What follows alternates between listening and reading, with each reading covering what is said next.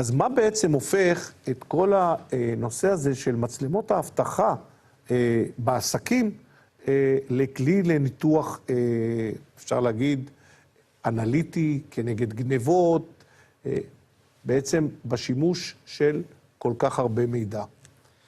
אז הטכנולוגיה שלנו למעשה משתמשת באותן מצלמות אבטחה קיימות, וגם במחשבים הקיימים ממילא, בשביל לייצר המון דאטה ולנתח אותו.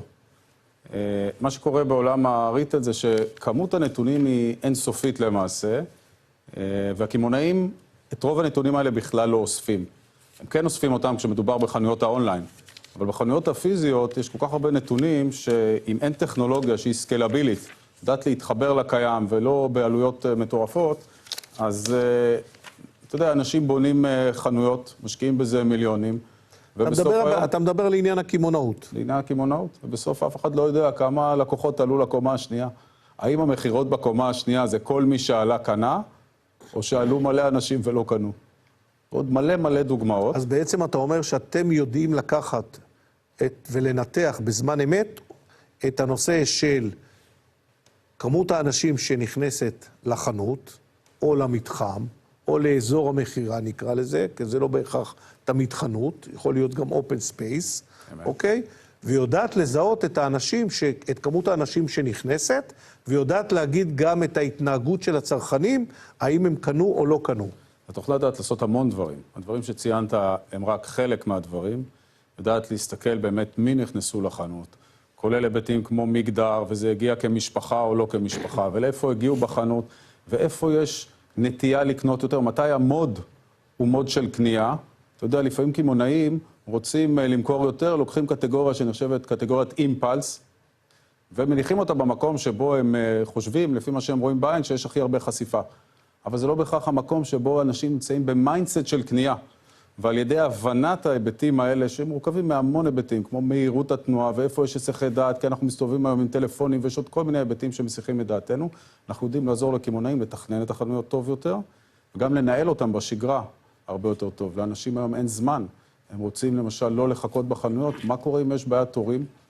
את זה אפשר לצפות מראש, בזמן אמת, להגיד לחנות, עוד 10 דקות תהיה בעיית תורים, זה הזמן לפתוח עוד קופה. השאלה היא, תכף אני אחזור איתך לתוך החנויות, אבל השאלה הגדולה ביותר, האם אתה לא מזהה מצב שבו הקמעונאות תלך ותצא מהחנויות, או מהמתחמים, או מהמגע הפיזי, מה שאנחנו קוראים לו, או הראייה בעין, ותעבור כמעט כולה לרשת? שאלה מעולה, והמספרים מראים שאנחנו ממש לא שם.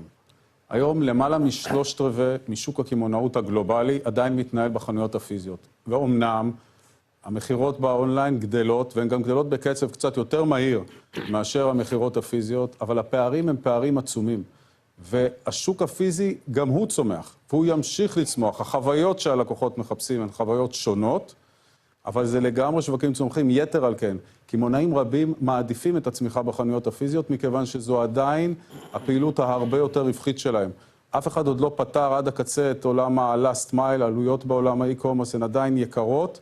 קמעונאים נותנים שם שירות כי אין ברירה, כי הלקוחות, גם אתה ואני, רוצים את זה, אבל החנויות הפיזיות זה עדיין הפרה החולבת. הטכנולוגיה שלכם, אתם משתמשים בטכנולוגיה של זיהוי פנים? כי ממה שאני, בוא נגיד ככה, נחשפתי אליו, לפני כעשור, התחילו בעצם הרבה מאוד מדענים במדינת ישראל לנתח את כל הנושא של הבעת פנים להרבה מאוד צרכים שלהם.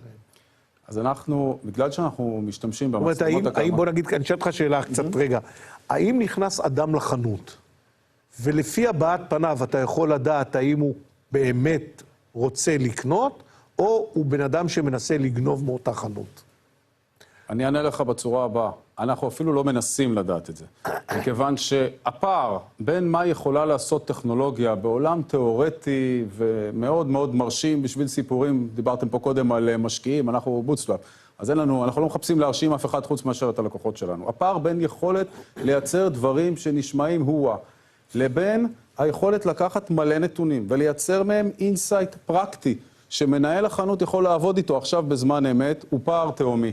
זה לא מעניין אותנו כרגע אם מאן דהוא ספציפי נכנס והוא כן עם קוויית קנייה או לא. מה שכן מעניין זה אותה קבוצה, איזה שינוי אני יכול לעשות, שהוא שינוי שתופס על רוב המבקרים בחנות, או על רוב המבקרים שעליהם אני רוצה להשפיע בחנות. אבל זאת אופציה. היכולות האלה קיימות, אנחנו חושבים שהמרחק נכון להיום, לאו דווקא בגלל הטכנולוגיה, המרחק להפוך את הדאטה הזה למשהו יישומי, הוא מרחק שהוא עדיין גדול, ויש עוד המון מקומות שקל ומהיר יותר לתרגם בהם נתונים לכסף.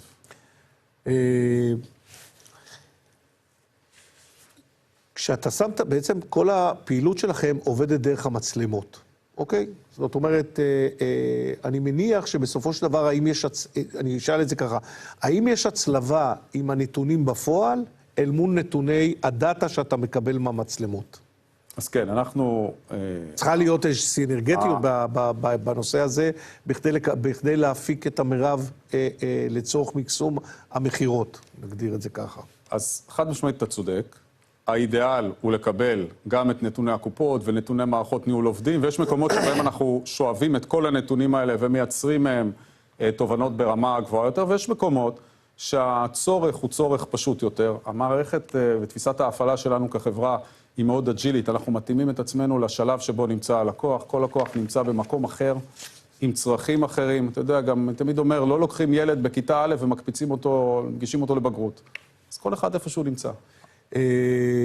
כמה כסף בעצם חנות, או בוא נגיד עסק, בסדר? שיש לו מספר חנויות או מספר סניפים, יכול להגדיל את המחירות שלו כתוצאה מיישום אותה טכנולוגיה שלכם? התשובה היא בממוצע בין 4 ל-15% גידול במחירות. זה מאוד תלוי, עוד פעם, מהי נקודת ההתחלה של עסק, מה הוא עשה לפני שפגשנו אותו, וזה נתון שהוא לא חושף את הרווח, כי לרווח לא תמיד אנחנו חשופים.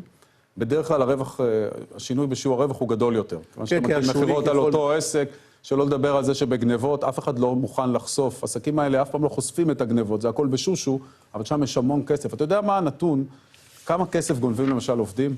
יש נתונים שמראים שעובד בקימונאות, עובד שגונב, לא כולם גונבים, ברור. גונב בממוצע, נתונים מהשוק האמריקאי, ישראלים לא חושפים נתונים, גונב בממוצע $2,200 עד שתופסים אותו. ובממוצע לוקח שנה עד שתופסים את אותו עובד, בלי להיכנס למתמטיקה, אתה מבין שהממוצע הזה לא כולל את מי שלא תופסים אותם. נכון, אז אני אומר, בעצם עם המערכת אתה מקבל גם added value בכך שאתה יכול להקטין את הגנבות ולתפוס את אותם גנבים.